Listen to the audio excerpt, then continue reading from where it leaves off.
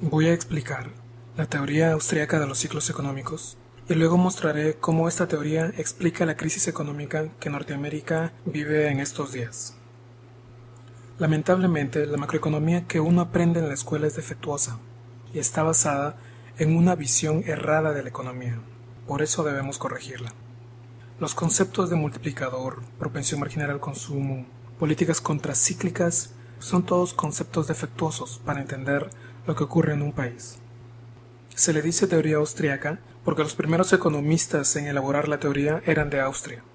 Hablamos de ciclos económicos porque observamos que por cierto tiempo el empleo y la producción crecen, pero después todo decae.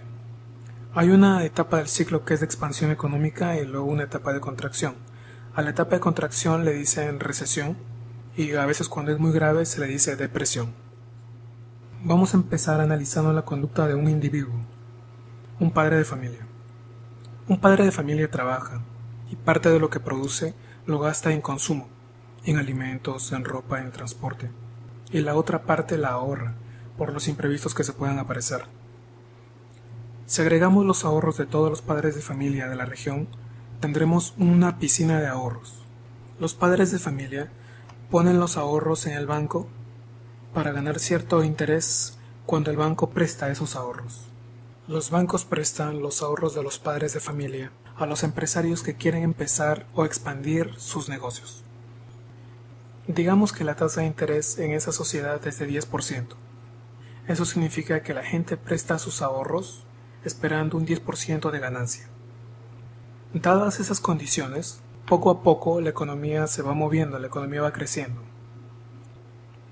Ahora vamos a suponer ciertos cambios, vamos a ver qué puede pasar en la economía. ¿Qué pasa si la gente decide ahorrar más? Si antes el padre de familia ahorraba el 20% de su ingreso y ahora empieza a ahorrar el 30% de su ingreso, si todos los padres de familia hacen lo mismo, entonces la piscina de ahorros de la sociedad crece. Hay más recursos disponibles para iniciar más negocios. La producción aumenta y hay más empleo. Regresemos ahora a nuestro equilibrio inicial y veamos algo muy perjudicial que puede ocurrir en la economía. ¿Qué pasa si el gobierno decide que la economía debe crecer más rápido? Antes de eso, revisemos ciertos puntos. El gobierno supuestamente regula a los bancos. El gobierno les exige, por ejemplo, que no presten todos los ahorros que reciben, sino que guarden una pequeña parte por si los ahorristas quieren retirar su dinero antes de tiempo. El Banco Central les exige retener, por ejemplo, un 10% de los ahorros. Veamos otro punto. El Banco Central tiene la facultad de imprimir billetes. Antes, por ejemplo, cuando el gobierno quería iniciar un proyecto o quería expandir la economía, el Banco Central simplemente imprimía los billetes y se los daba al gobierno, y el gobierno los empezaba a gastar en construir colegios, carreteras. Pero las cosas ahora se hacen de otra forma, se hacen de una forma más escondida. Ya no se imprime, ya no se usa la máquina de imprimir billetes. Bueno, en ciertos países sí, en África, por ejemplo. Observemos que el Banco Central falsifica billetes. En teoría yo puedo imprimir $1.000.000.000 y salir a comprar todo lo que quiera, sin dar nada a cambio más que mis billetes, que no es más que papel y tinta. Si falsifico $1.000.000.000, voy a crear inflación y voy a perjudicar a todo el mundo. Voy a explicar cómo. Al tener $1.000.000.000, empiezo a comprar de todo. Empiezo a comprar ropa, autos, casas, y aumento la demanda de todos los productos. Y porque aumento la demanda de todos los productos, los precios suben. Todos los precios van a empezar a subir. No en la misma magnitud, pero va a haber una tendencia a que todo suba.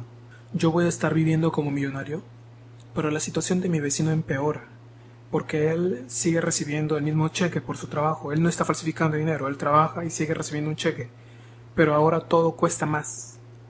O sea que ahora él, con el mismo cheque, si todo cuesta más, él va a poder comprar menos.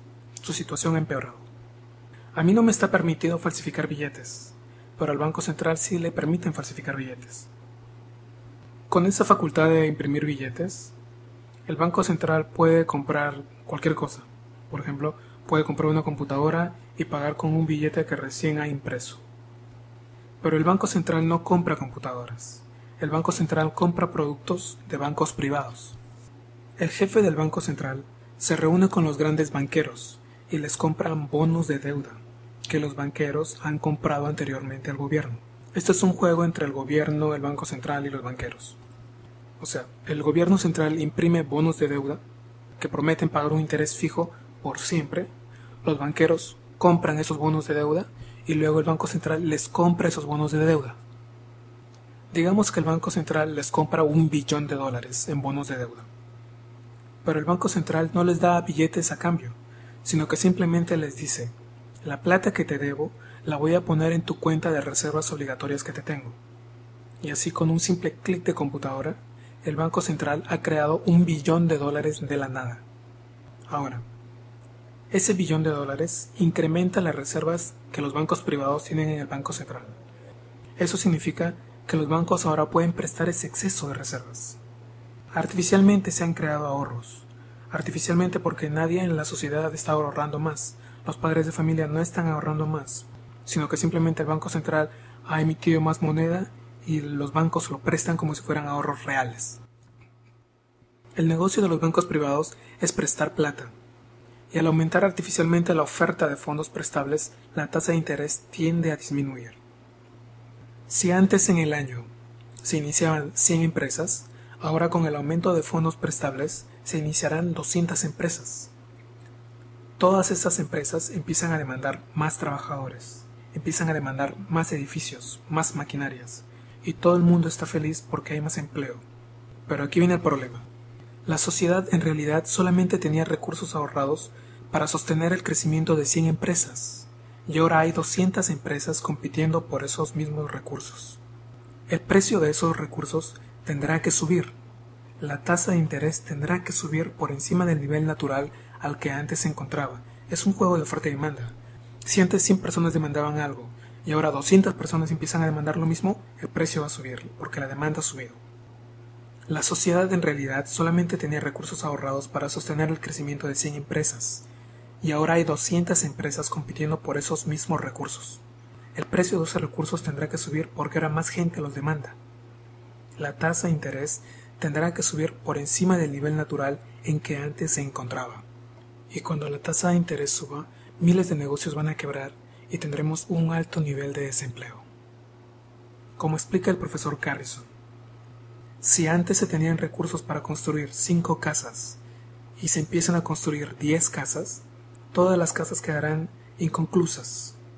Y aunque después se detenga la construcción de las 5 casas de exceso, las 5 casas que antes podían ser construidas no se terminarán, porque varios recursos fueron desperdiciados en la construcción de las 5 otras casas.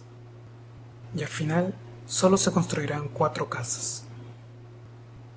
El punto importante aquí es entender que los recursos económicos no se crean por arte de magia imprimiendo billetitos.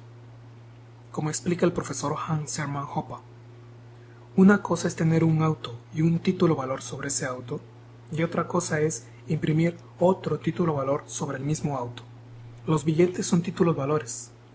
Por más que yo imprima un segundo título valor para decir que tengo 2 autos, en realidad solo tengo uno.